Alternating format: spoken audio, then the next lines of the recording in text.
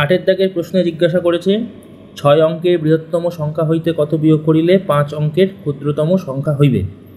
তা 6 অঙ্কের বৃহত্তম সংখ্যাটা কি না 6টা নয়, লিখে ফেলি 1 2 3 4 5 6, মানে 9,99,999। এবার কি বলেছে কত বিয়োগ করিলে, আমরা জানি না, কিছুটা বিয়োগ করতে হবে, কিন্তু এটা বলে দেওয়া আছে বিয়োগফলটা কী হবে না 5 অঙ্কের ক্ষুদ্রতম সংখ্যা।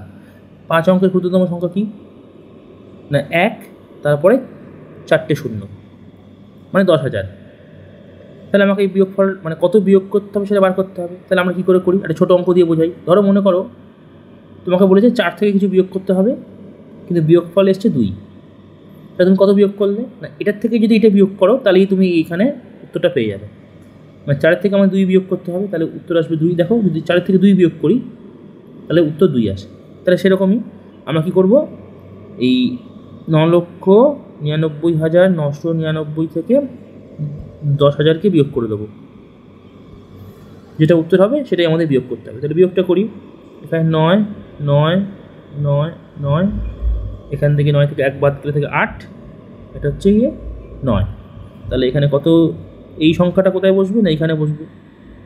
তাহলে লিখে ফেলি, এখানে কটা সংখ্যা আছে 1 2 3 4 5 6, তাহলে 9 9 9, আবার 9, এখানে 8, এখানে 9। তাহলে আমাকে কত সংখ্যা বিয়োগ করতে হবে না 9,89,999 থেকে যদি আমরা